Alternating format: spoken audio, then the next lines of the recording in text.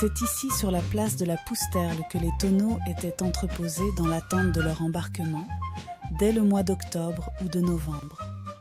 Dans ces tonneaux, il y a du vin nouveau.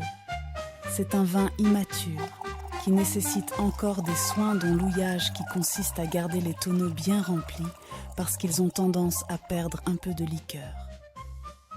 En vendant les vins si rapidement, les vignerons font coup double. Ils gonflent d'abord leur trésorerie le plus tôt possible. Ce qui est toujours intéressant, puis ils se déchargent sur les transporteurs et les marchands de l'accompagnement technique de ce vin nouveau. Environ 1 tonneau sur 20 est utilisé pour cette opération indispensable. Celle-ci valant tant pour les vins blancs, les clairets que les rouges.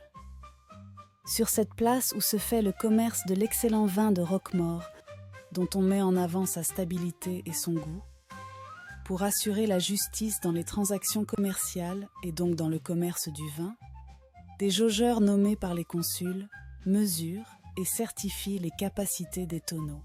Le plus ancien jaugeur retrouvé dans la documentation remonte à l'année 1317. C'est dire l'ancienneté de ce commerce à Roquemaure et peut-être même déjà de la bonne réputation de ce vin. Au milieu du XVIIIe siècle, l'inspection des vins et spiritueux de la province de Languedoc cherche à réorienter la production roquemauroise pour l'acheminer vers Bordeaux par le canal du Midi, dont les péages ne suffisent pas toujours à couvrir les coûts d'exploitation et d'entretien du canal. Il s'agit donc d'en renforcer le trafic avec les 6000 tonneaux vendus chaque année, faisant un peu plus d'1,5 million de litres de vin. Pour cela, l'inspecteur Grandjean va imposer les normes de la tonnellerie bordelaise. La ville refuse dans un premier temps, mais finit par céder.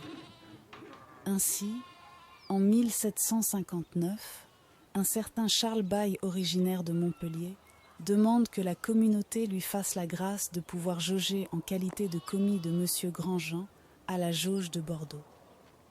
Depuis quelques années, le commerce des vins a explosé, dit-on, au conseil municipal.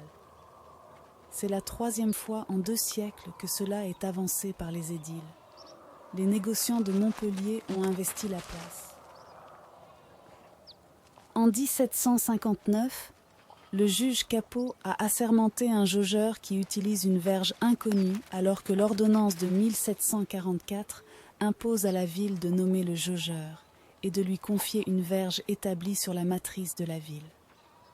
Le bureau de police convoque le jaugeur Mirande avec sa fausse verge et Fortune Monnier qui jauge sans autorisation au prétexte qu'il aurait cette qualité dans le village voisin de Laudun qui dispose du port de l'Ardoise. On se rend compte que c'est la chienlit sur le port en raison d'une augmentation considérable de l'activité qui dépasse l'administration locale. Roquemaure vient d'atteindre l'acmé de son histoire économique.